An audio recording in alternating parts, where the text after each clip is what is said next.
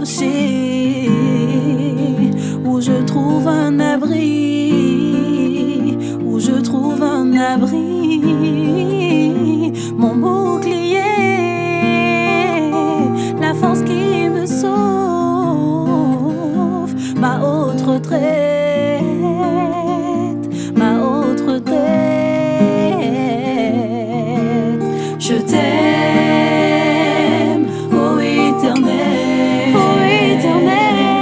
ma force, ma force. Je t'aime, Jésus, je t'aime, Seigneur, ô Éternel, ma force, ma force. Éternel, mon rocher, ma forteresse, mon libérateur, mon Dieu, mon rocher, où je trouve un abri, où je trouve un abri, mon bouclier, la force qui me sauve, ma haute retraite, ma haute retraite, mon bouclier, la force qui me sauve, ma haute retraite, ma haute retraite. Je t'aime, Seigneur, je t'aime, Seigneur, ô Éternel, ma force. Je t'aime, Seigneur, je t'aime, ô Éternel, ma force. Je t'aime, Seigneur, je t'aime, Jésus, ô Éternel, ma force. Je t'aime, Seigneur, je t'aime, ô Éternel, ma force, Seigneur, c'est toi, ô Éternel, mon rocher,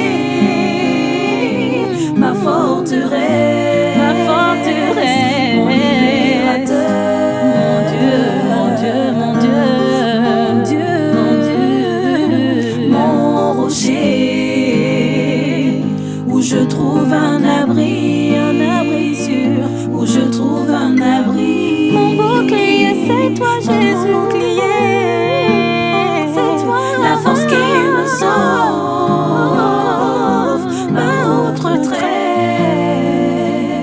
ma haute retraite. Je t'aime, ô Éternel, ma force, Éternel, mon rocher, ma forteresse, mon libérateur, mon Dieu, mon rocher, où je trouve un abri, mon bouclier, la force qui me sauve, ma haute retraite, ma haute retraite. Je t'aime, ô Éternel.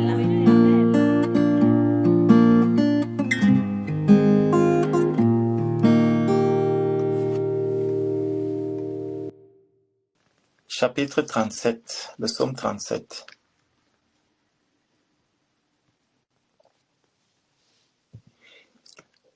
Si quelqu'un peut nous lire le psaume 37, du verset 1 au verset 7. Psaume 37, verset 1 au verset 7.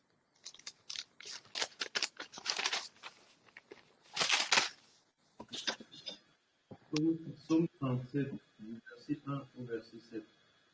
De David. Ne t'irrite pas contre les méchants, n'envie pas ceux qui font le mal, car ils sont couchés aussi vite que l'air, et ils se flétrissent comme le gazon vert. Confie-toi en l'Éternel et pratique le bien. Aie le pays pour demeure et la fidélité pour pâture. Fais de l'Éternel tes délices, et il te donnera ce que ton cœur désire. Recommande ton sort à l'Éternel, mets en lui ta confiance, et il agira. Il fera paraître ta justice comme la lumière, et ton droit comme le soleil à son midi. Garde le silence devant l'Éternel, et espère en lui. Ne t'irrite pas contre celui qui réussit dans ses voies, contre l'homme qui vient à bout de ses mauvais desseins. Amen. Amen. Amen. Amen. Amen. Ce passage, c'est un message d'encouragement, un message qui vient à point nommé quand nous voyons ce que le Seigneur vient d'accomplir dans la France pour Jésus, quand nous voyons comment est-ce que le Seigneur vient réjouir nos cœurs, parce que avant de réjouir le cœur de notre sœur Carole, c'est d'abord nos cœurs qui sont réjouis. Nos cœurs qui sont réjouis parce que nous voyons comment est-ce que le Seigneur agit en son temps et il répond aux prières que nous lui adressons. Nous voyons que parfois, les situations de la vie peuvent être très compliquées, elles peuvent être très difficiles. Elles peuvent même nous amener souvent à douter de non seulement de la parole de Dieu, peuvent nous amener à douter de la parole de Dieu, mais aussi à douter même de nous-mêmes. Et c'est quelque chose de terrible que de commencer à douter de ce que Dieu est capable de faire, à douter de comment est-ce que Dieu peut agir. Parce que les hommes savent que non, quand on grandit, après il faut trouver un travail, parfois si c'est un garçon, il faut se marier, il faut faire ceci. Donc on a un projet selon les hommes, on a un canevas standard selon les hommes. Mais le Seigneur, quand nous lisons sa parole, il nous montre qu'il y a des choses terribles qui peuvent s'accomplir par le seul fait qu'on peut arriver à s'abandonner entre ses mains. On peut arriver à lui confier notre vie, à le laisser agir dans notre vie. Donc, notre sœur Carole, dans son témoignage, elle nous dit que ça fait 12 ans que ces promesses lui ont été faites. Et nous pouvons imaginer. Donc, aujourd'hui, il y a une promesse qui arrive à notre sœur. Elle voit 1 an passe, 2 ans passent, je ne voulais pas dire 2 ans, donc 2 ans passent, 3 ans passent, 4 ans passent, 5 ans, 6 ans, 7 ans, 8 ans, 9 ans, 10 ans, 11 ans, 12 ans. Ça peut paraître très long pour un homme sur la terre. Ça peut paraître très long pour toi, ça peut paraître très long pour moi. Ça peut paraître quelque chose qui parfois même on commence à se demander est-ce que c'est vraiment Dieu qui m'a parlé ou alors est-ce que c'était ma propre imagination, est-ce que ce n'est pas moi-même le désir, tellement le désir de me marier qui est dans mon cœur au point où je commence à avoir soit des songes, soit des visions. Est-ce que cela vient vraiment du Seigneur? Donc, le doute peut finir par s'installer. Le doute peut finir par s'installer quand nous voyons le temps.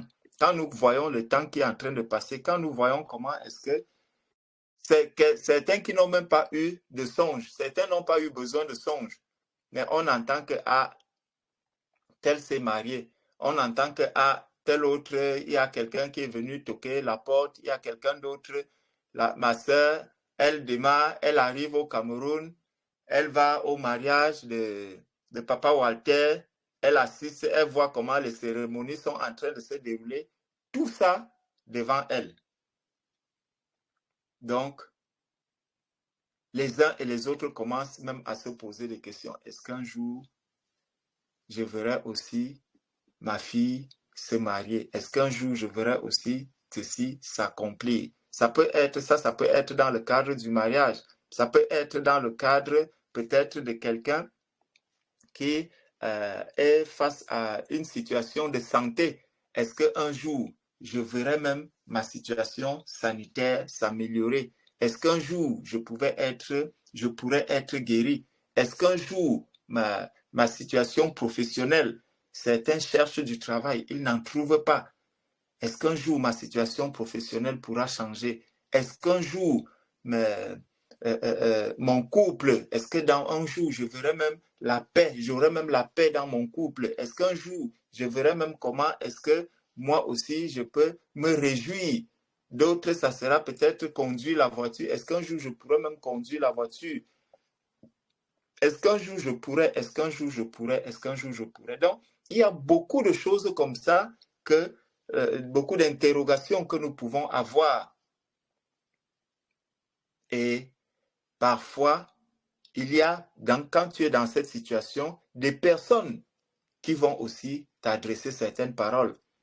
Parfois, quand tu viens même conseiller quelqu'un par rapport à un travail, il te regarde comme ça, il dit, mais lui, il vient c'est pour ça que tu n'arrives pas à travailler, c'est pour ça que tu n'arrives même pas à te marier. On va trouver toutes les excuses, on va trouver tous les moyens possibles pour te dire, pour te parler parfois de la situation, pour remuer le couteau dans la plaie par rapport à la situation que tu es en train de traverser. Donc, toutes ces choses-là, elles sont formatrices. Tous ces éléments sont formateurs. Ils rentrent dans la formation. Tout ça vient, en fait, ça vient jauger. Ça vient jauger ma relation avec le Seigneur. Donc, David donc voit sa vie et il dit, ne t'irrite pas contre les méchants. Ne t'irrite pas contre les méchants. Ne t'irrite pas contre les méchants. Il dit, n'envie pas ceux qui font le mal, car ils sont fauchés aussi vite que l'herbe. Ils sont fauchés aussi vite que l'herbe et ils se flétrissent comme le gazon vert. Verset 3, confie-toi en l'Éternel et pratique le bien. Confie-toi en l'Éternel et pratique le bien. C'est ce bout de mot que j'aimerais vraiment qu'on essaie de souligner. Confie-toi en l'Éternel. Confie-toi en l'Éternel. Il dit, et le pays pour demeure et la fidélité pour pâture. Fais de l'Éternel tes délices et il te donnera ce que ton cœur désire. Donc, se confier à l'Éternel, qu'est-ce que ça veut dire réellement? Je me confie en l'Éternel. Je me confie en l'Éternel. Je confie mon sort en l'Éternel. Je m'abandonne entre l'Éternel. Qu'est-ce que ça veut dire, se confier à quelqu'un? Quand on voit se confier, dans se confier, il y a le mot confident. Un confident, c'est quelqu'un qui peut garder les secrets. C'est quelqu'un à qui je peux m'adresser avec assurance. Je peux m'adresser à cette personne en sachant que je n'ai pas de crainte, donc je peux ouvrir mon cœur à cette personne. Je sais que ce n'est pas quelqu'un qui va forcément me donner un conseil pour me détruire. Ce n'est pas quelqu'un qui viendra pour m'affliger encore davantage. Ce n'est pas quelqu'un qui viendra empirer, qui cherchera à empirer la situation dans laquelle je me trouve. Mais c'est quelqu'un sur qui je peux compter pour m'en sortir, pour sortir de la situation dans laquelle je me trouve. C'est quelqu'un qui peut prêter une oreille attentive pour m'écouter, afin que je puisse aussi être soulagé, afin que ma peine soit aussi ôtée. La question donc que l'on peut déjà se poser à ce niveau, c'est que ici David a dit, confie-toi en l'Éternel. Donc l'Éternel est un confident. David a trouvé en l'Éternel un confident. David a trouvé en l'Éternel un confident. La question que je peux me poser, parce que l'apôtre Paul avait dit que soyez mes imitateurs comme je le suis de Christ. L'apôtre Paul était un imitateur, il imitait le Seigneur. Toi et moi aussi, nous devons imiter le Seigneur. Nous pouvons imiter le Seigneur. Nous devons être des imitateurs du Seigneur. Est-ce que tu peux être un confident pour moi, mon frère? Est-ce que tu peux être un confident pour moi, ma sœur? Est-ce que je peux vraiment me dire que oui, je peux me confier, je peux confier des secrets à mon frère Elvis sans que mon frère Elvis ne prenne peut-être mes secrets pour utiliser ces secrets-là pour me diffamer ou pour se moquer ou pour me rabaisser ou pour me prendre pour quelqu'un qui est un incapable. Parce que ne l'oublions pas, ce n'est pas, on ne va pas forcément confier des choses extraordinaires, parce que ce qui peut être extraordinaire, ce qui peut être considéré comme quelque chose de rien pour toi, ça peut être quelque chose de très très lourd à porter pour moi. Je prends un exemple simple. Il y a des personnes qui n'arrivent pas peut-être à prier. Il y a des gens qui n'arrivent pas à prier. Et je viens me confier à mon frère. Je dis, ah mon frère, j'ai tellement de difficultés à prier. Tu sais que je ne sais même pas prier. Je n'arrive même pas, je te dis, je n'arrive pas, surtout encore quand on se retrouve en public. Je n'arrive pas à prier. Je ne peux pas prier, je ne sais pas comment on prie. Je n'arrive pas à m'exprimer. Il y a des personnes qui n'arrivent pas à s'exprimer en public. Est-ce que, donc, quand je vais parler ainsi, est-ce que je prendrai ce message pour commencer à dire, ah, ce frère-là, quand tu le vois parler là, il parle devant les gens. Mais si tu lui demandes maintenant de prier là, il sera incapable de prier. Vous voyez? Quand tu vas dire cela, c'est une confidence que je t'ai faite. Mais quand tu viens présenter cela publiquement, c'est pour faire quoi? Est-ce que c'est pour m'humilier? Et donc, si tu viens m'humilier à cause de ma faiblesse que je t'ai présentée, tu vois que on se retrouve dans une situation où je vais commencer même à regretter. Je peux commencer à regretter. Donc, au jour d'aujourd'hui, c'est pas facile de trouver des confidents.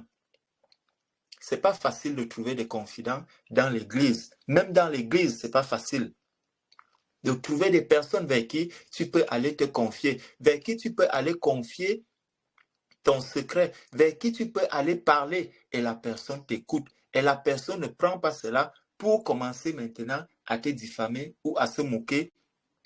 Ou même, ça devient pour toi un appât pour cette personne, de sorte que tu n'arriveras même plus peut-être à parler devant cette personne parce que cette personne te tient au travers d'une confidence que tu lui as faite. Donc, il est important que l'on sache que tel que le Seigneur est un confident, nous aussi, nous qui sommes des imitateurs du Seigneur, nous qui sommes des enfants de Dieu, nous devons avoir cette fibre de confidence aussi en nous. Nous devons aussi pouvoir être des personnes vers qui d'autres peuvent aller se confier. Si les frères et les sœurs ne se confient pas à toi, vraiment, pose-toi des questions. Posons-nous des questions. C'est important pour chacun de nous. Je dois être quelqu'un vers qui d'autres viennent pour se confier. D'autres viennent pour présenter leurs souffrances, pour présenter leurs galères, pour présenter les choses qui les empêchent d'avancer. David a dit ici, confie-toi en l'Éternel. Confie-toi en l'Éternel. Confie-toi à ce que tu es capable d'être le confident. Parce que ce bout de phrase-ci, il y a un deuxième volet que nous allons aussi aborder là-dessus, mais vraiment le Saint-Esprit voudrait un peu que l'on appuie sur ce facteur confident. Confie-toi en l'Éternel. Confie-toi en l'Éternel. Le plus facile, c'est de dire que, bon, il faut se confier au Seigneur, oui, mais il faut que nous puissions avoir aussi des confidences, des personnes vers qui nous pouvons parler, des oreilles qui sont capables de nous écouter sans nous juger, des personnes qui sont capables d'entendre ce que nous disons sans que ces personnes ne nous tiennent par les faiblesses qu'on est allé présenter. C'est un peu ce qui se passait par le passé, quand vous voyez beaucoup de religieux ont fait des dégâts. Pourquoi? Parce que la parole de Dieu dit, confessez vos péchés les uns les autres. Confessez-vous les péchés les uns les autres. C'est la parole de Dieu. Mais maintenant, Jacques en parle, mais maintenant, lorsque tu confies tes péchés à quelqu'un, celui à qui tu vas confier ces péchés, comment est-ce qu'il va les prendre? Comment est-ce qu'il va prendre ta faiblesse? Comment est-ce qu'il va gérer ta faiblesse? Vous voyez, tout ça, ça rentre dans la confidence. Tout ça rentre dans la confidence. Parce que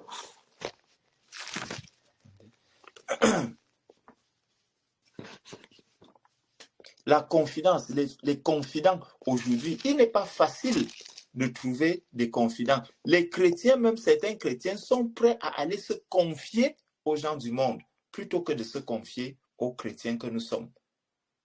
Au lieu de te confier à ton frère ou à ta sœur, tu préfères aller te confier au monde.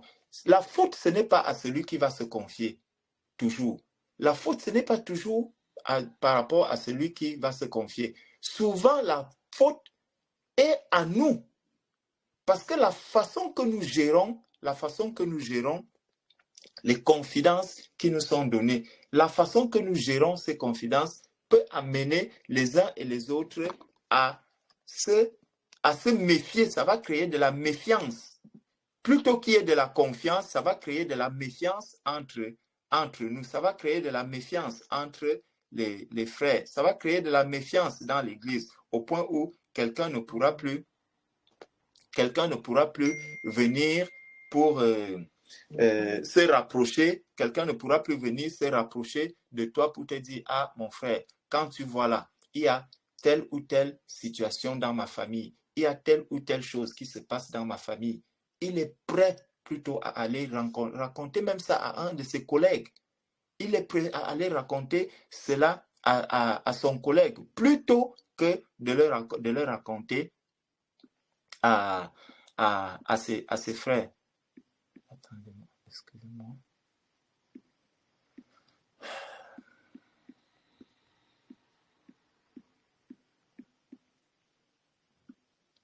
Donc, le Seigneur nous amène vraiment à comprendre que nous devons prendre conscience du rôle qui est le nôtre. Nous devons prendre conscience du rôle que nous avons en tant que servante du Seigneur, en tant que serviteur du Seigneur. Nous devons prendre le rôle qui est le nôtre. Nous devons être des appuis, des personnes vers qui les saints peuvent s'appuyer pour que nous puissions avancer, pour que nous puissions aider aussi ceux-là qui sont dans des faiblesses, ceux-là qui sont faibles.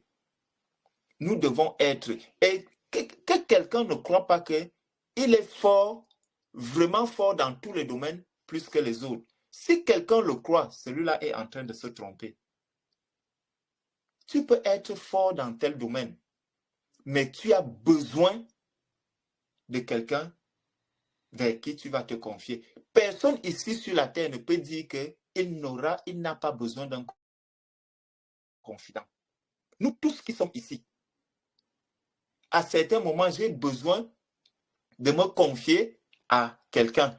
Il y a beaucoup d'échanges que je peux avoir, soit avec mon frère Patou, soit avec mon frère Lucio, soit avec mon frère Gaël, soit avec mon frère Rodrigue, soit avec mon frère Silas. On a toujours besoin de se confier à quelqu'un. On a toujours besoin de se confier à quelqu'un.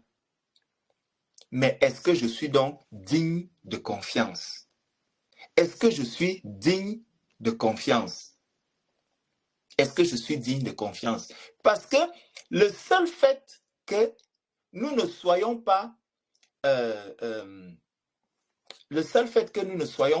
dignes de confiance vis-à-vis de nos frères ou de nos sœurs nous amène même à être des pierres d'achoppement pour les saints.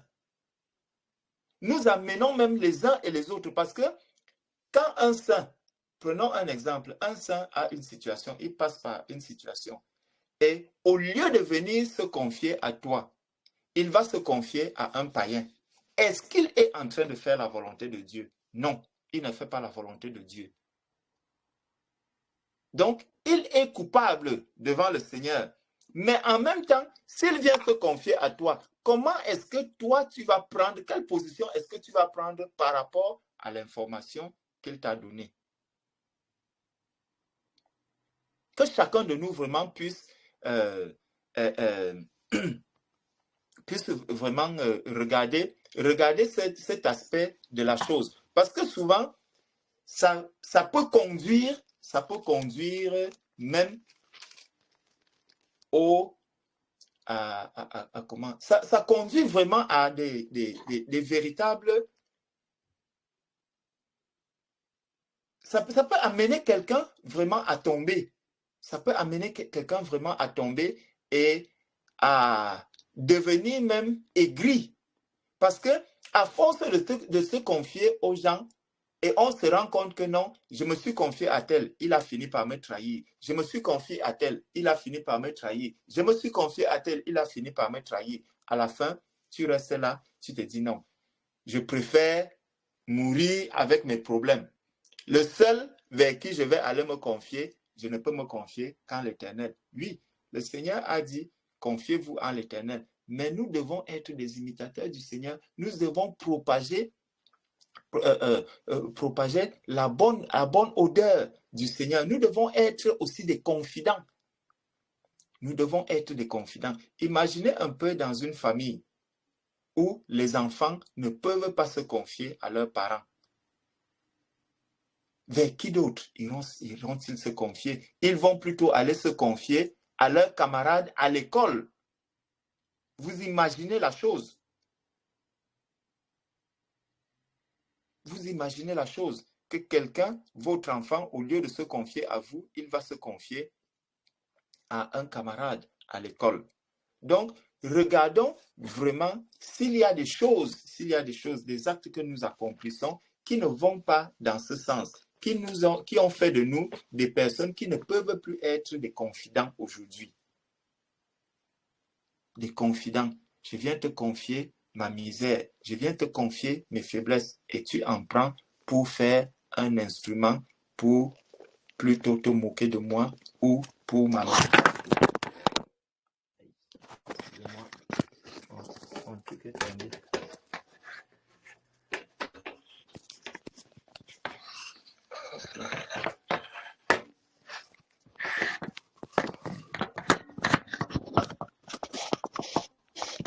Donc, David dit, confie-toi en l'Éternel et pratique le bien. Confie-toi en l'Éternel et pratique le bien. Donc, nous sommes au service des uns des autres. Parce que quand nous disons que nous nous appelons, je suis serviteur du Seigneur. Je suis serviteur du Seigneur. Toi aussi, tu dis, tu es servante du Seigneur. Tu es au service de qui? Du Seigneur. Mais tu sais qui? Tu es là pour servir tes frères, tu es là pour servir tes sœurs, tu es là pour servir ceux qui sont appelés au Seigneur. Tu es là pour servir.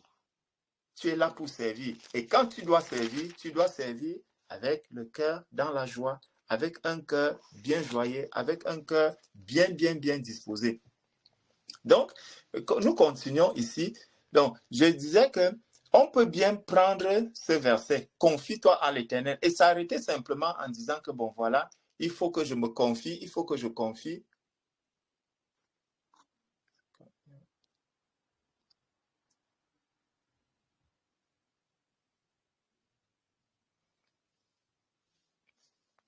On peut bien dire qu'il faut s'arrêter sur le fait qu'il faut que je confie mon sort à l'Éternel. Mais le Seigneur voudrait attirer notre attention sur la confidence.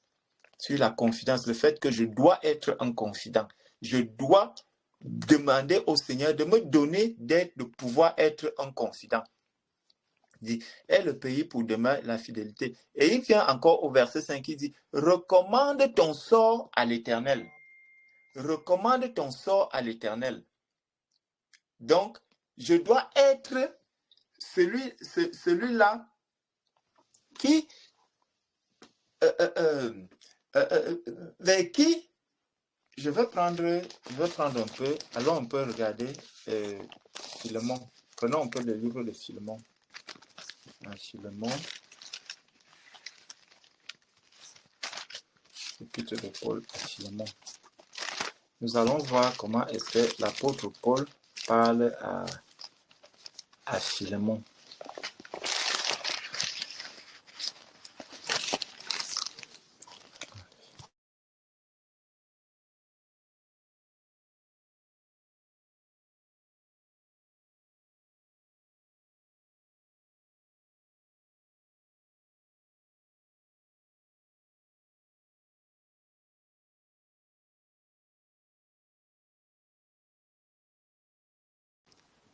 Voilà. Voici ce que l'apôtre Paul dit. L'apôtre Paul, voilà, au verset, nous allons commencer au verset, quel verset? Donc, commençons au verset 8. C'est pourquoi, bien que j'ai en Christ toute liberté de te prescrire ce qui est convenable, c'est de préférence au nom de la charité que je t'adresse. Au nom de la charité que je t'adresse une prière, étant ce que je suis, Paul, vieillard, et de plus maintenant prisonnier de Jésus-Christ. Je te prie pour mon enfant que j'ai engendré étant dans les chaînes, Onésime, qui autrefois t'a été inutile, mais qui maintenant est utile. Et à toi et à moi. Je te le renvoie, lui mes propres entrailles. J'aurais désiré le retenir auprès de moi, pour qu'il me servît à ta place, pendant que je suis dans les chaînes pour l'Évangile. Toutefois, je n'ai rien voulu faire sans ton avis, afin que ton bienfait ne soit pas comme forcé, mais qu'il soit volontaire. Peut-être a-t-il été séparé de toi pour un temps, afin que tu le recouvres pour l'éternité, non plus comme un esclave, mais comme supérieur à un esclave, comme un frère bien-aimé, de moi particulièrement et de toi à plus forte raison, soit dans la chair, soit dans le Seigneur. Si tu me tiens pour ton ami, reçois-le comme moi-même. Et s'il t'a fait quelque tort, ou s'il te doit quelque chose, mets-le sur mon compte. Moi, Paul, je l'écris de ma propre main. Je payerai pour ne pas te dire que tu te dois toi-même à moi. Oui, frère, que j'obtienne de toi cet avantage dans le Seigneur. Tranquillise mon cœur en Christ. Ah, mes bien-aimés, regardez comment est-ce que un frère a confiance à un autre frère. C'est des histoires vraiment terribles où deux bien-aimés se sont séparés L'un était au service de l'autre, il s'en est allé et il doit revenir maintenant vers son frère. Et l'apôtre Paul prend sa plume, il écrit à Philémon. Il lui dit, je te retourne ton frère. Je te retourne ton frère. Il a l'assurance que par cette lettre, Philémon ne pourra pas agir d'une autre manière que celle qui lui a été prescrite par l'apôtre Paul. Parce que l'apôtre Paul peut avoir confiance à Philémon. Il a confiance à Philémon que seule la lettre qu'il lui a envoyée est suffisante pour que Philémon accueille Onésime de la plus belle des manières. Qu'il accueille de la meilleure des manières en tant qu'un frère, en tant qu'un ami, en tant que quelqu'un avec qui il peut faire le travail maintenant dans l'œuvre, quelqu'un avec qui il peut progresser, quelqu'un avec qui il peut avancer. Donc, cette confiance-là, cette confidence, nous avons besoin de nous confier, nous avons besoin d'être des confidents les uns les autres. Nous avons besoin d'être des confidents. Je dois pouvoir être celui-là vers qui mes frères viennent se confier. Quand nous regardons dans la façon que l'Église fonctionne, nous voyons les difficultés par lesquelles les uns et les autres passent. Mais nous nous rendons compte qu'un bien-aimé peut traverser une situation tellement difficile, mais il n'a même pas quelqu'un vers qui il peut se tourner. La question que l'on peut se poser, c'est qu'est-ce qui a brisé cette confiance? Pourquoi il n'y a plus cette confiance entre les saints? Si nous constatons que cette confiance-là manque, comment créer donc les conditions pour que la confiance revienne? Comment créer ces conditions? Comment créer ces conditions? Mon frère Elvis nous a donné un témoignage là. Comment est-ce qu'il rendait visite à ses frères, il rendait visite à ses sœurs, comment est-ce qu'il, là, partout où il est passé. Mon frère ne peut pas passer dans la maison de son bien-aimé, passer du temps, encore que ça, c'est, mon frère est passé, il a fait peut-être un jour, il a fait peut-être 2 jours. Mais va, tu passes 3 semaines avec ton frère. Tu comprendras quelle est la vie de ton frère. Tu comprendras quelles sont les faiblesses de ton frère. Tu comprendras quelles sont les faiblesses de ta sœur. Et tu verras comment est-ce que, si tu as l'amour du Seigneur dans le cœur, si tu as l'amour du Seigneur dans le cœur, tu verras comment le Seigneur va te conduire pour que vraiment la paix puisse gagner les cœurs. Nous devons être des personnes, parce que tu ne peux pas être, si je n'ai pas confiance en toi, je ne peux pas faire de toi mon confident. Qui dit confident, dit d'abord confiance. Si David dit, confie-toi à l'Éternel, c'est parce que chacun de nous, même quand tu es dans une situation la plus inconfortable, le seul en qui tu as confiance, c'est Jésus.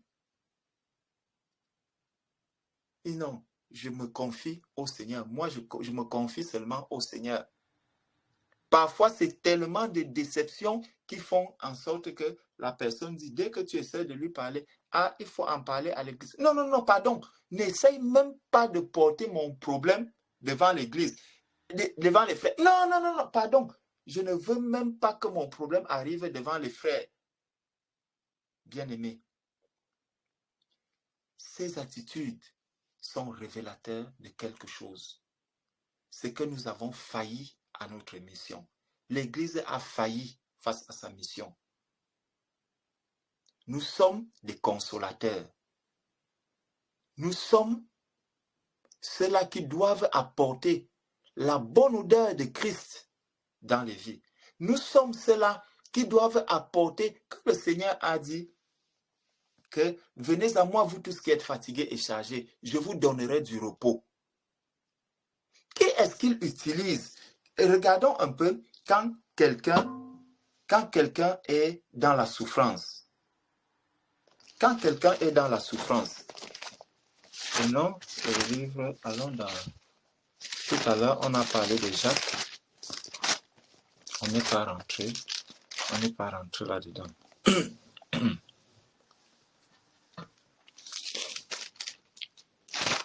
Pourquoi ça doit être...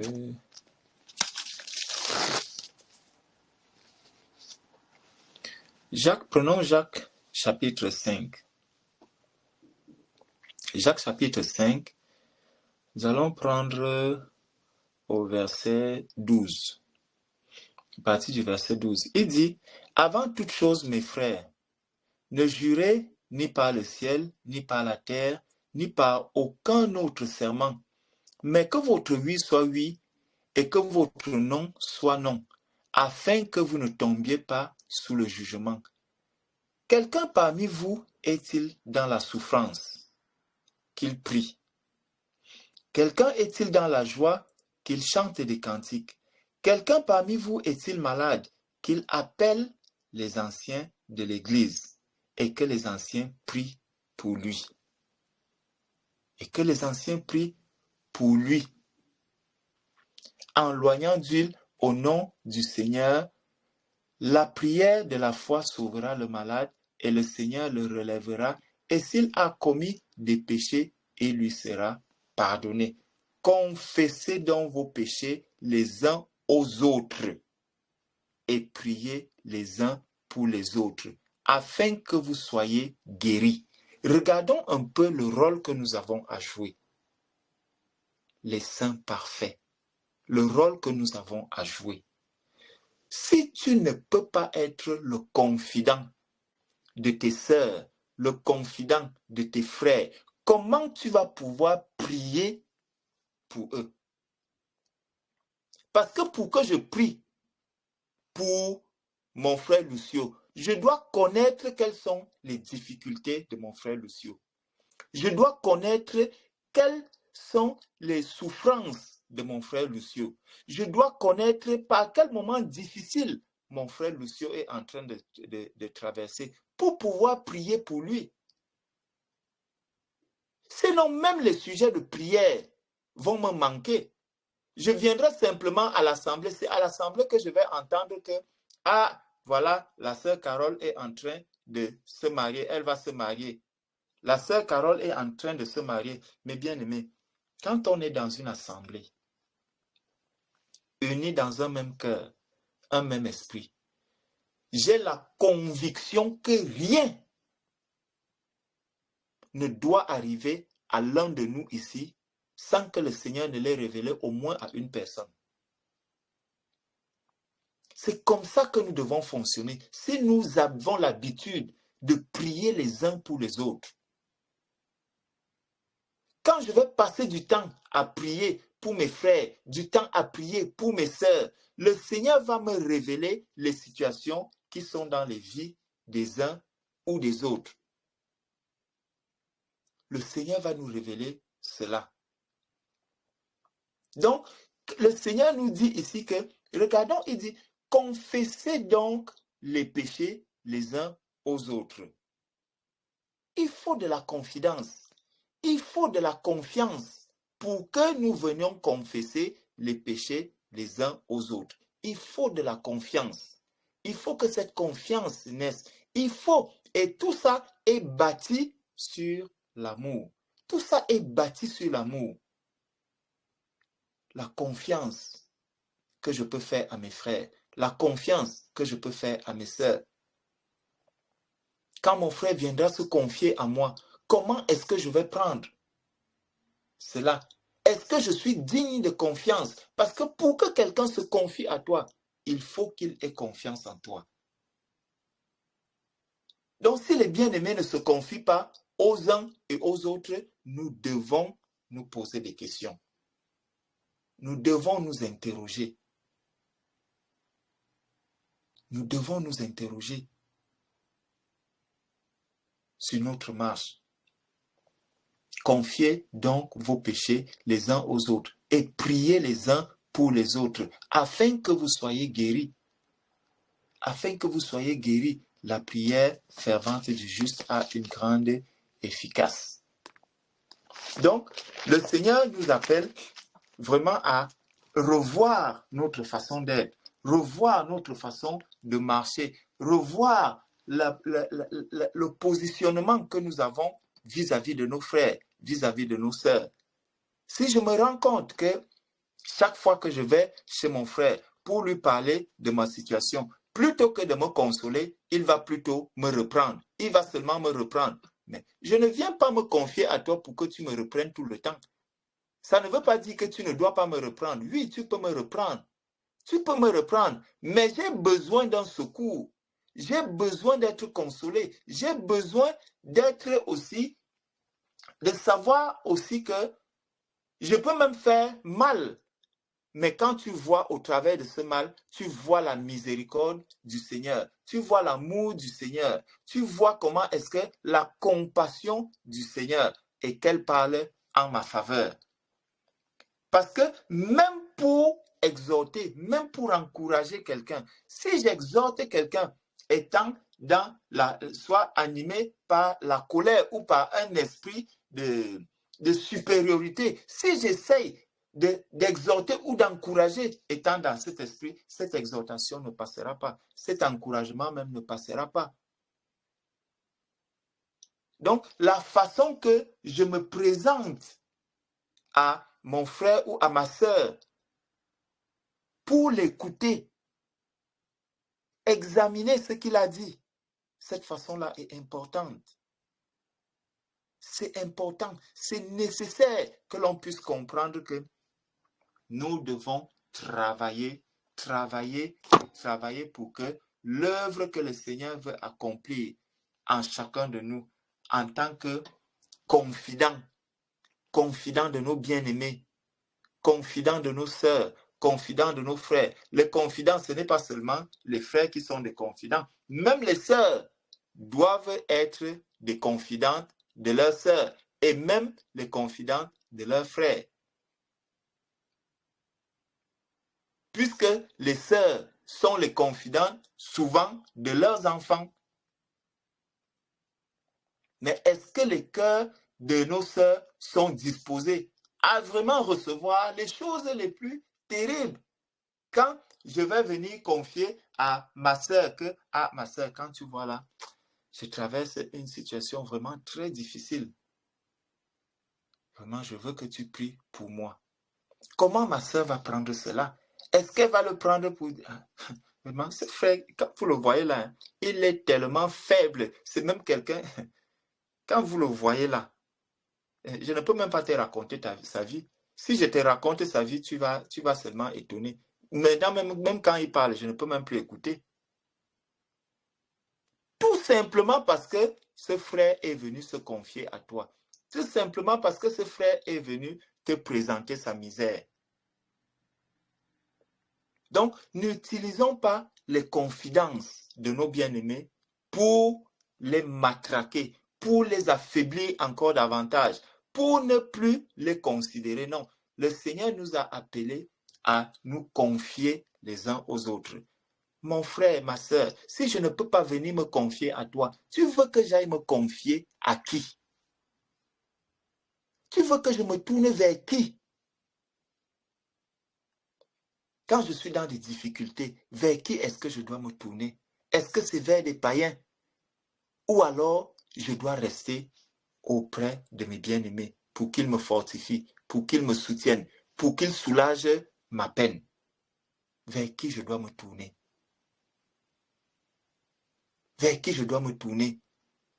Même la parole de Dieu, elle dit que le tout, ce n'est pas de dire à mon frère que Dieu te bénisse. Quand tu vas me dire que Dieu te bénisse, en retour, tu ne poses pas l'acte qui prouve que tu as été touché par le problème que je suis venu te présenter. Je repars de là, je repars encore ayant, n'étant pas en paix. Si je me tourne vers toi et je viens me confier à toi, c'est parce que je sais que tu peux m'aider. Tu peux m'aider par la prière. Parfois même, tu peux m'aider matériellement, peut-être même financièrement, peut-être même tu peux me donner des conseils. Tu peux m'aider de plusieurs manières. Et tout ça part de l'amour qui est dans nos cœurs. L'amour vis-à-vis de mon frère, l'amour vis-à-vis de ma sœur. Donc, au verset 5 du psaume 37 que nous avons lu, il a dit, recommande ton sort à l'Éternel. Est-ce que je peux te recommander mes souffrances? Que, mon frère, voici ce que je traverse comme souffrance. Voici ce que vraiment porte-moi en prière. Porte-moi en prière. Il dit, mets en lui ta confiance et il agira. Vous voyez? Donc, quand on met la confiance en quelqu'un, il faut que cette personne-là agisse. Comme l'apôtre Paul, tout à l'heure nous avons lu l'épître de Paul à Philémon. Quand l'apôtre Paul écrit à Philémon, il a confiance en Philémon et il sait que Philémon ne va pas le décevoir. Il sait que Philémon ne va pas le décevoir.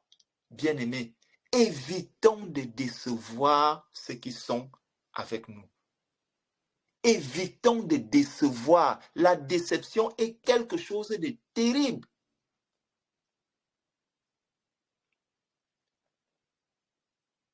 Il suffit de voir, même dans un couple, quand un mari, par exemple, a déçu son épouse, peut-être tu as trompé ton épouse, pour te rattraper là, c'est très difficile. C'est très difficile. La déception est quelque chose de terrible.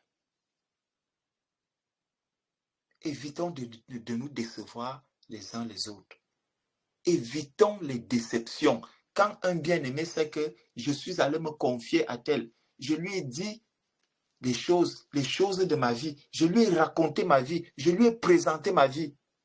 Et il entend comment sa vie se présente maintenant au marché central. Quelle déception! Quelle honte! Après, la personne va commencer maintenant à essayer de se défendre.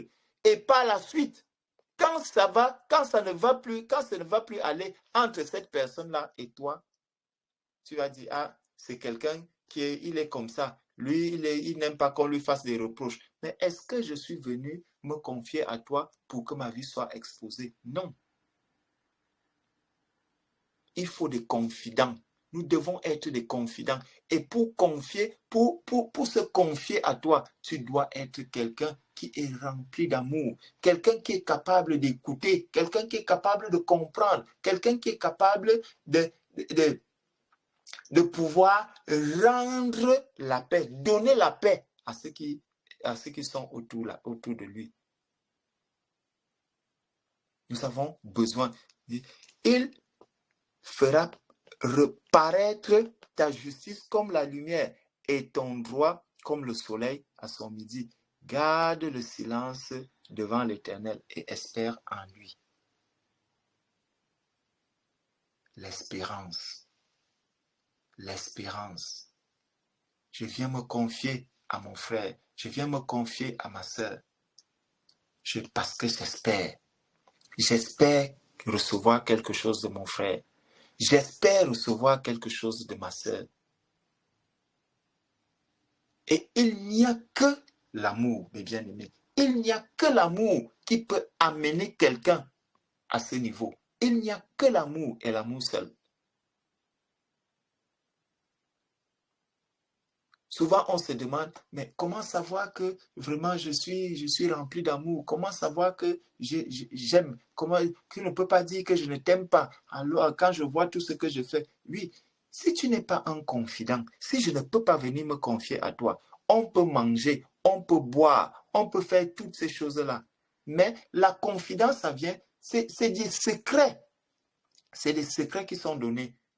Parce que si ce n'est qu'au niveau de manger et de boire, vous arrivez en route, vous allez voir des fumeurs. Les fumeurs se partagent tous la cigarette.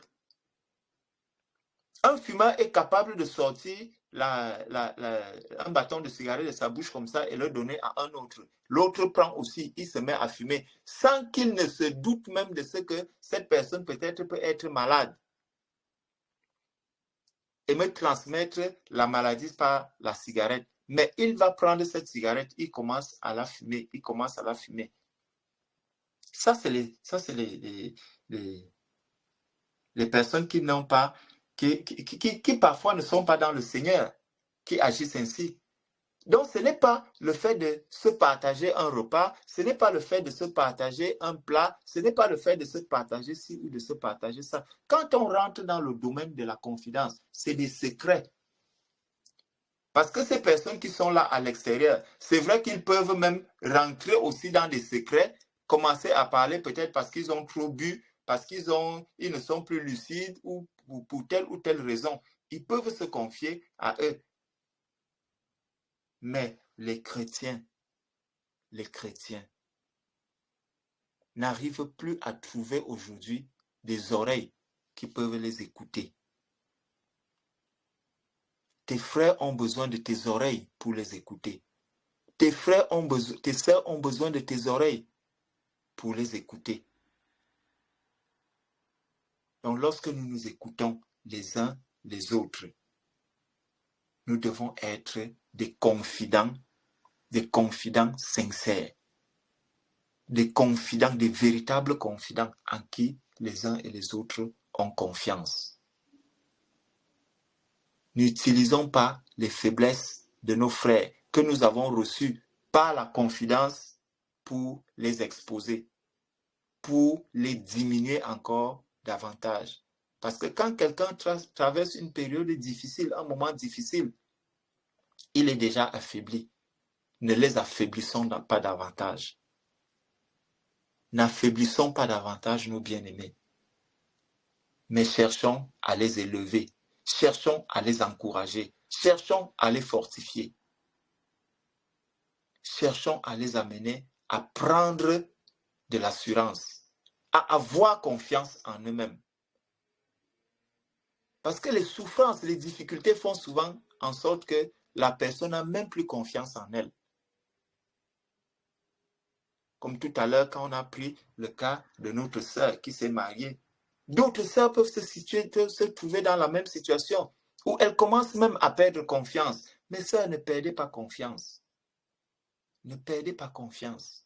Le Seigneur est à l'œuvre. Le Seigneur est à l'œuvre. S'il l'a fait pour ma sœur Carole, il peut le faire aussi pour toi. Et nous continuerons à prier. Le Seigneur permettra même qu'on puisse prendre des jours de jeûne pour prier afin que le Seigneur suscite des maris à nos sœurs. Pour que le Seigneur suscite des maris. Pour que le Seigneur suscite vraiment du travail à ceux qui n'ont pas du travail. C'est des choses que nous n'avons pas souvent fait, mais nous devons les faire, mes bien-aimés. Nous devons les faire, nous devons nous sacrifier. Nous devons prendre du temps pour prier, pour jeûner, afin que le Seigneur ouvre même les portes de l'administration pour ceux qui ne sont pas régularisés. On prend des jours, Seigneur, uniquement nous voulons voir comment est-ce que les portes s'ouvrent.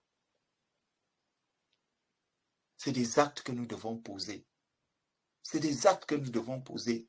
Et je nous assure, lorsque les uns et les autres voient comment est-ce que nous prenons à cœur leur situation. Tu es une sœur, tu vois comment, quand les autres sœurs voient comment est-ce que tu prends à cœur leur situation, comment elles ne se tourneront pas vers toi. Tu es un frère, tu prends à cœur les situations des uns et des autres, comment les bien-aimés ne se tourneront pas vers toi. Et pour le faire, mes bien-aimés, il faut renoncer à soi-même. C'est un sacrifice, c'est beaucoup de sacrifices. C'est beaucoup de sacrifices. C'est beaucoup de sacrifices. C'est un sacrifice énorme.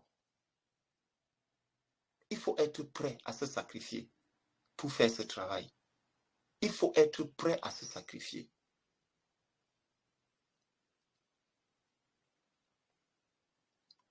Ce n'est pas pour rien quand vous regardez le travail que l'apôtre Paul a fait. Mais bien aimé, pour véritablement servir le Seigneur, tu dois laisser ta vie. Tu dois laisser ta vie. C'est une consécration vraiment à outrance. C'est une consécration à outrance. Sinon, tu ne pourras pas. Tu ne pourras pas t'en sortir. Tu ne pourras pas t'en sortir, mon bien-aimé. Ma bien-aimée, tu ne pourras pas t'en sortir. C'est un sacrifice. Servir le Seigneur, c'est un sacrifice. Et quand tu te sacrifies, tu vois comment est-ce que le Seigneur apporte un saut au travail que tu fais. Tu vois comment le Seigneur bénit le travail que tu accomplis. Le sacrifice, c'est à tous les sens, dans tous les sens. Ton temps, tu vas le sacrifier. Tu vas sacrifier ton temps. Ça, tu ne peux pas faire autrement. Tu vas sacrifier ton temps. Seulement le temps d'écouter, mes bien-aimés. Le temps d'écouter. Essayons de causer avec les serviteurs de Dieu. Tu lui demandes combien de temps est-ce que tu passes seulement à écouter, pas parler. Écouter les autres. Parce qu'il y a des bien-aimés, mes frères. Pour être un confident, il faut être prêt à écouter. Laissez parler la personne. Laissez parler la personne. La personne écoute. Elle écoute. Tu écoutes. Il y a des personnes avec qui tu peux passer 2 heures de temps. Ce n'est que la personne qui parle. Et tu comprends que le cœur était rempli. Le cœur était rempli. Tu peux tout entendre. Parfois, les choses sont même désordonnées. Parfois, même tu ne vois même pas le lien entre les choses qui sont dites. Mais tu es appelé à écouter. Nous sommes appelés vraiment à prendre soin des uns des autres. Parce que quand un cœur est dans la souffrance, quand un cœur recherche un confident, quand un cœur recherche quelqu'un à qui il peut faire confiance, il est capable de dire tout et n'importe quoi. Et toi, tu dois être prêt à écouter. Tu dois être prêt à l'entendre. Ce n'est pas un travail qui se fait à la va-vite. Ce n'est pas un travail qui se fait à la va-vite. Tu peux passer une nuit à écouter une personne. Peut-être la personne a parlé pendant 5 heures de temps. Toi, tu n'as parlé que peut-être pendant 20 à 30 minutes. Et tu dois écouter. Et parfois même, à force d'écouter la personne, tu te rends compte que juste les 5 minutes que tu vas parler, la personne se retrouvera en paix. Et tu te rends compte que cette personne, en fait, elle voulait simplement s'exprimer. Elle voulait simplement parler. Es-tu prêt à écouter tes frères? Es-tu prêt à écouter tes sœurs? Es-tu prêt à écouter? Non pas contester, mais d'abord écouter. Écoutez. Écoutons-nous les uns les autres. Donc, nous voyons donc ici, dans la suite de notre passage, il dit, garde le silence devant l'Éternel et espère en lui. Ne t'irrite pas contre celui qui réussit dans ses voies. Ne s'irrite pas contre celui qui réussit dans ses voies. Donc, parfois, on est en train de parler du confident. Et donc, quand tu vois dans ce domaine de la confidence, on a dit que en même temps, ça implique la confiance. Et il y a des personnes vraiment vers qui les uns et les autres vont se tourner.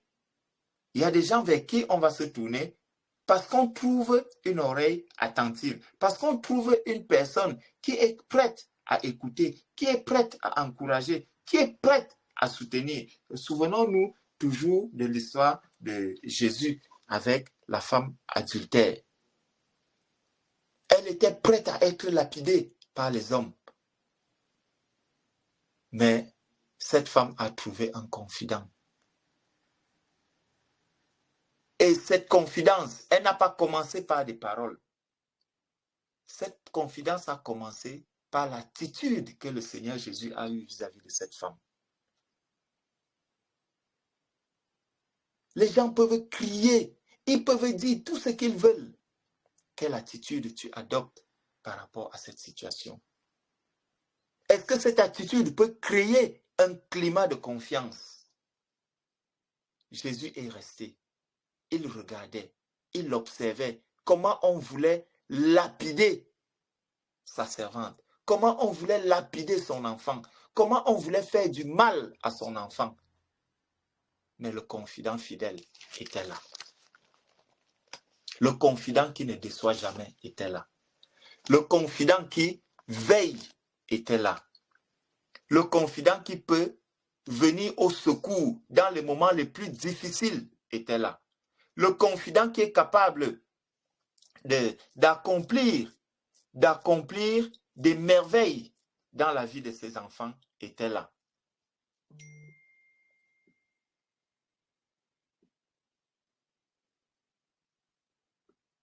Excusez-moi une minute.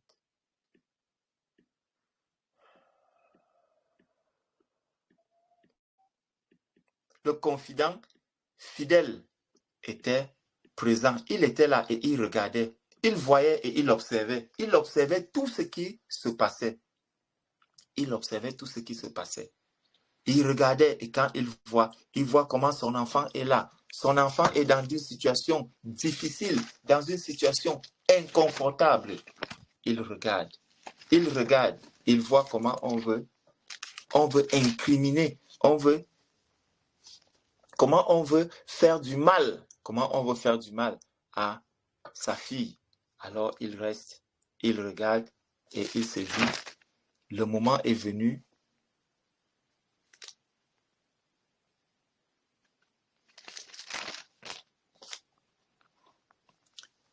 Voilà. Allons, prenons un peu cette histoire-là.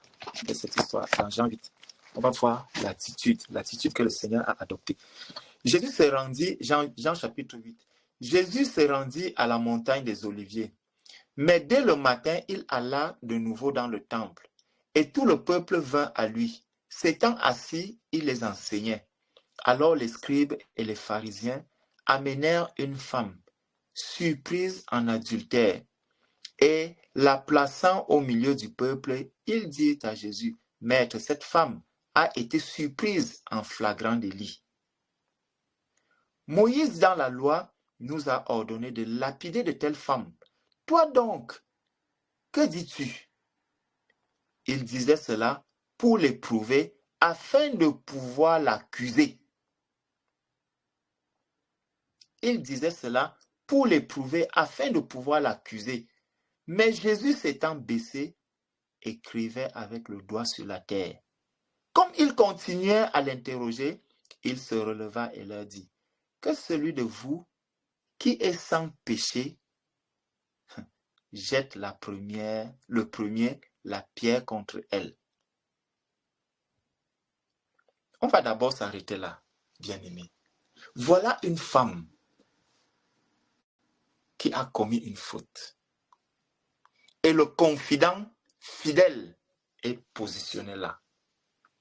On l'amène, on regarde l'attitude, mes bien-aimés. Tous ceux qui sont autour de nous nous regardent. Tous ceux qui sont autour de nous, ils nous regardent. Mon frère Elvis, tes sœurs te regardent. Tes sœurs t'observent. Mon frère Patou, tes sœurs t'observent. Tes sœurs te regardent. Mon frère Lucio, tes frères et tes sœurs te regardent. Mes frères, maman Anne, tes frères et tes sœurs t'observent, ils te regardent.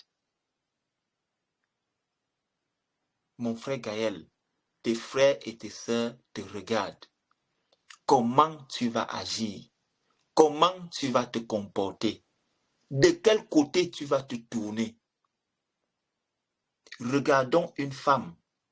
Et on dit au Seigneur, Moïse, dans la loi, nous a ordonné de lapider de telles femmes. Voilà ce que les hommes disent. Et ils le puisent dans la loi. Ils disent que c'est Moïse, dans la loi, qu'il a ordonné de lapider de telle femme. Toi donc, que dis-tu? Qu'est-ce que tu dis face à cette situation? Face à cette confidence, face à ce que tu observes?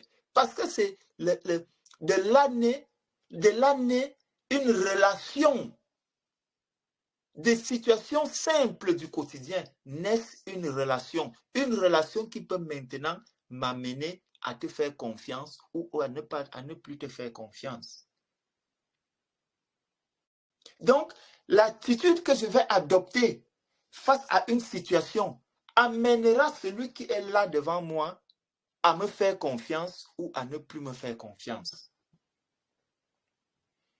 Quand je viendrai devant ma sœur, je lui dis, ah ma sœur, voilà ce qui est en train de m'arriver. Voilà ce qui est en train de se passer. Et au lieu de prendre la Bible, tu me dis, ah, voici ce que la parole de Dieu dit. Hein? La parole de Dieu dit qu'il faut s'éloigner de celui qui pose de tels actes. Il faut faire ceci. Mon frère, vraiment, excuse-moi, mais quand je te vois, je n'imaginais pas qu'un serviteur de Dieu comme toi peut poser de tels actes. Un serviteur de Dieu comme toi. Ma soeur, comment voudrais-tu qu'après une telle attitude, que je puisse revenir vers toi demain quand j'aurai une autre situation? Le climat de confiance doit naître entre les saints. Regardons l'attitude du Seigneur. Est-ce que cette femme a commis l'adultère? Oui, elle a commis l'adultère. Est-ce qu'on demande de lapider des personnes? Oui, on demande de le faire. Mais est-ce qu'on a demandé à Jésus de venir pour lapider cette femme? Non, Jésus n'est pas venu pour lapider les siens. Jésus est venu pour sauver les siens. Il est venu pour sauver ceux qui étaient perdus.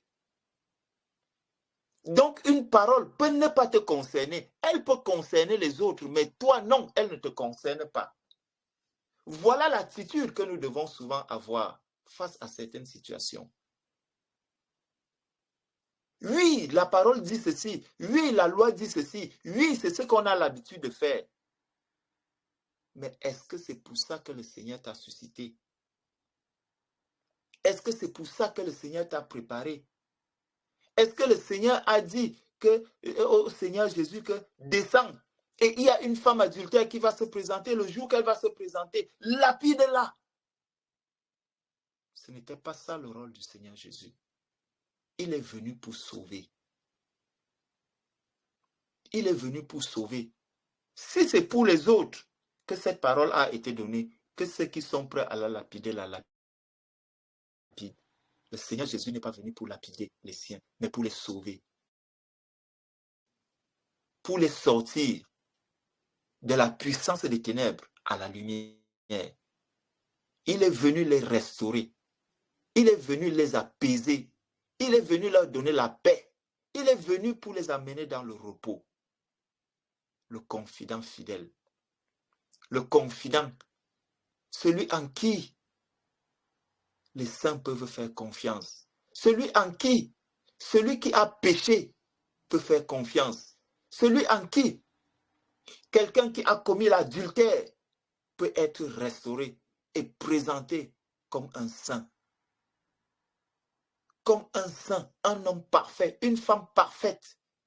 Une femme qui verra la résurrection du Père, qui verra la résurrection du Seigneur. Mais au départ, c'est celle-là qu'on voulait lapider. On voulait la lapider pour lui retirer la grâce qui était sur elle, celle de voir en premier lieu le Seigneur Jésus ressuscité.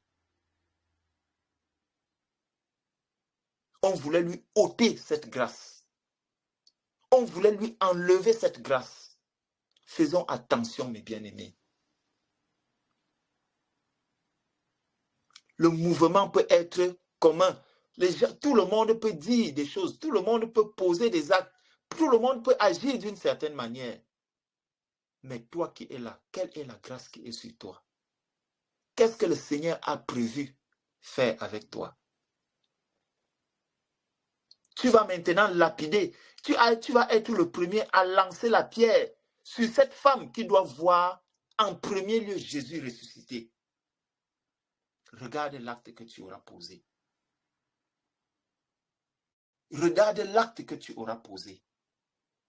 Parce qu'on dit oui, on lapide. Oui, on fait ceci. Oui, on accuse. Oui, on fait tout ce que l'on peut faire. Oui, on va dire tout ce que l'on peut dire. Est-ce que tu es sûr que le Seigneur Jésus t'a amené là pour que tu t'alignes à la majorité? Est-ce que tu es sûr que le Seigneur Jésus t'a placé là pour que tu sois aussi de ceux qui vont accepter la lapidation de cette femme? Ou alors Jésus t'a placé là comme il était devant cette femme, écrivant au sol et posant des questions qui sont remplies d'amour, des questions qui sont remplies de miséricorde, des questions qui sont remplies de compassion. Il remet chaque chose à sa place. Que celui qui n'a jamais péché vienne lapider cette femme. Et qui parle ainsi? Celui qui n'a jamais péché. C'est celui qui n'a jamais péché qui vient parler de la sorte. L'amour, la miséricorde vis-à-vis du pécheur. La miséricorde vis-à-vis de celui qui est incapable. La miséricorde vis-à-vis de celui qui n'arrive pas à faire certaines choses. Elle n'arrive pas à vivre une vie de sanctification. Elle n'arrive pas à vivre une vie de sainteté. Elle n'arrive pas à vivre dans l'abstinence. Elle n'arrive pas à vivre de telle ou telle manière. Et les hommes la jugent. Les hommes la condamnent. Tu ne peux pas être un confident et être tout le temps dans la condamnation. Si je dois être un confident, je ne dois pas être celui qui condamne tout le temps. Je ne dois pas être celui-là qui passe le temps à condamner mes frères, à condamner mes sœurs, à condamner, à condamner, à condamner, à condamner, à condamner. Non!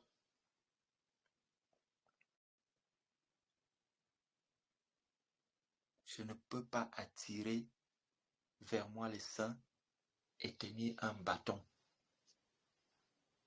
Un bâton à la main. Ce n'est pas possible. Cette femme avait besoin de quelqu'un qui pouvait la défendre. Elle avait besoin de quelqu'un qui pouvait venir auprès d'elle et la protéger. Parce que le confident, c'est celui-là qui peut protéger.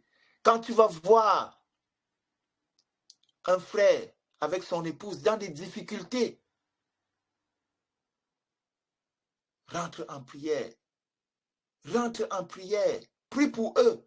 Fortifie-les. Encourage-les. Soutiens-les.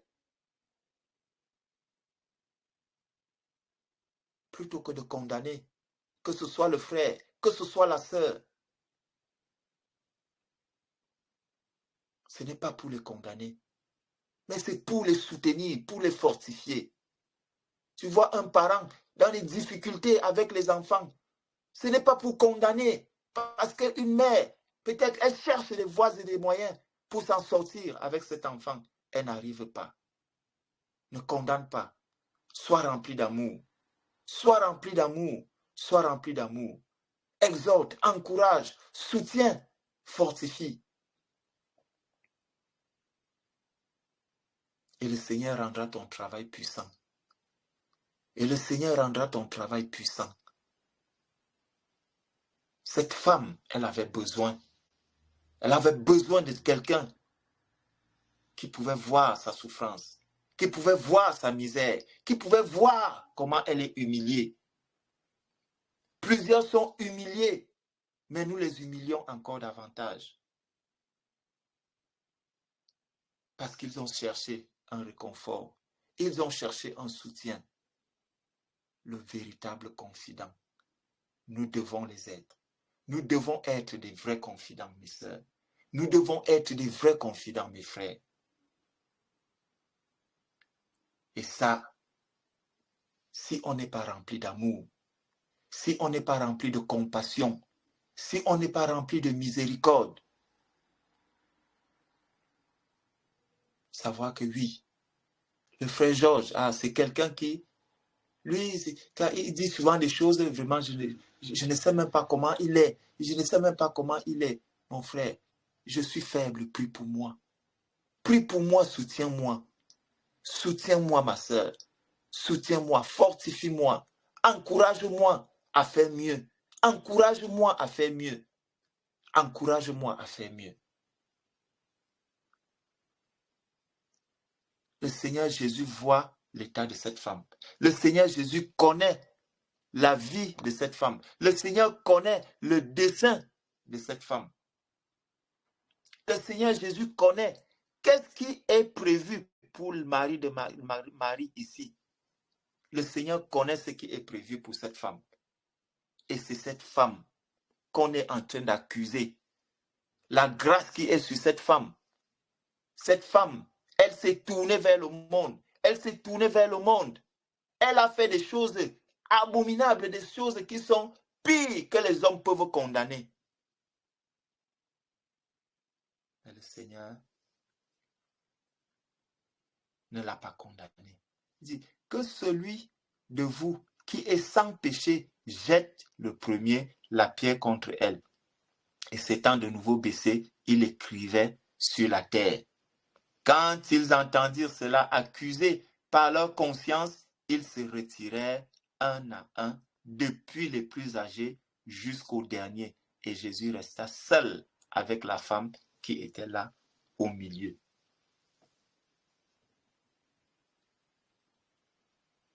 Alors, s'étant relevé et ne voyant plus que la femme, Jésus lui dit, « Femme, où sont ceux qui t'accusaient?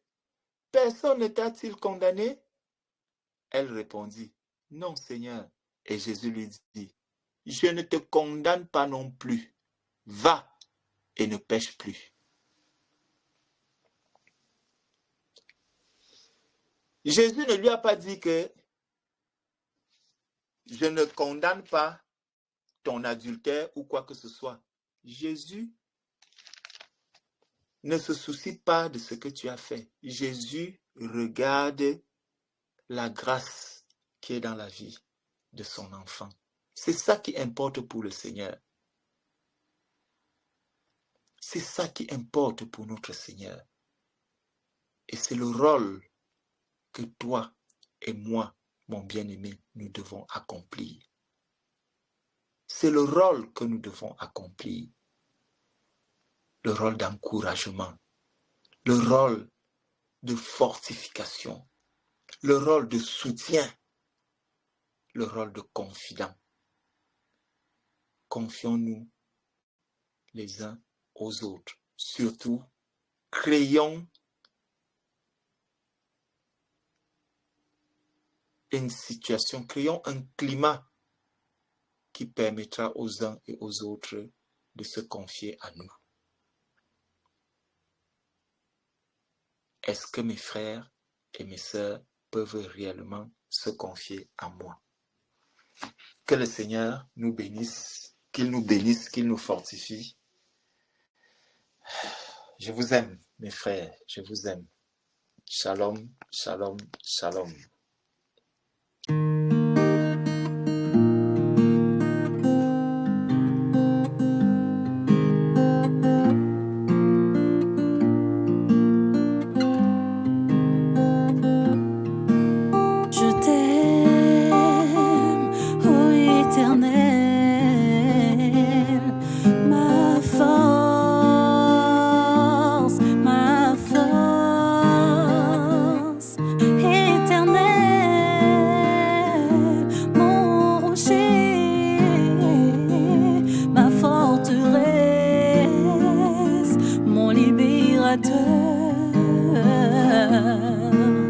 Mon Dieu, mon rocher.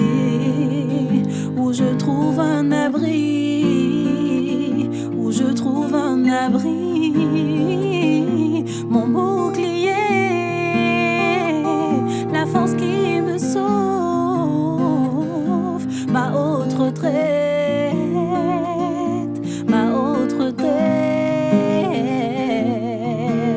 Je t'aime, ô Éternel, ma force, ma force. Je t'aime, Jésus, je t'aime, Seigneur, ô Éternel, ma force, Éternel, mon rocher, ma forteresse, mon libérateur, mon Dieu, mon rocher, où je trouve un abri,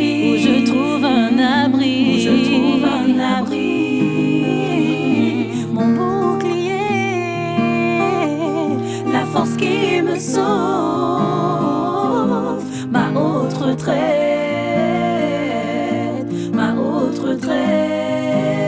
mon bouclier, la force qui me sauve, ma haute retraite, je t'aime, Seigneur, je t'aime, Seigneur, ô Éternel, ma force, je t'aime, Seigneur, je t'aime, ô Éternel, ma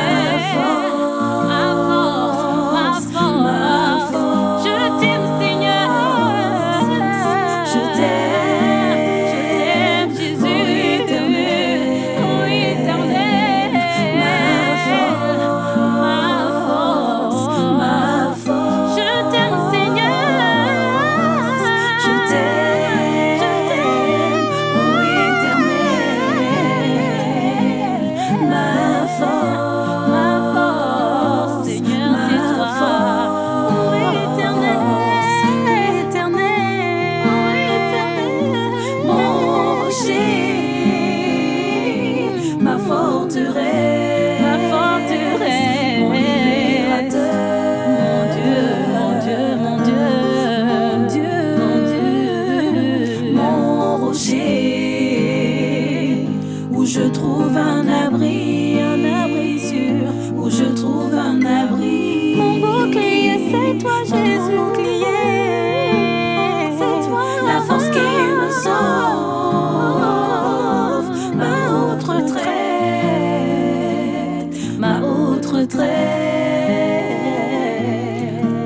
Je t'aime, ô Éternel, ma force, Éternel, mon rocher, ma forteresse, mon libérateur, mon Dieu, mon rocher, où je trouve un abri, mon bouclier, la force qui me sauve, ma haute retraite.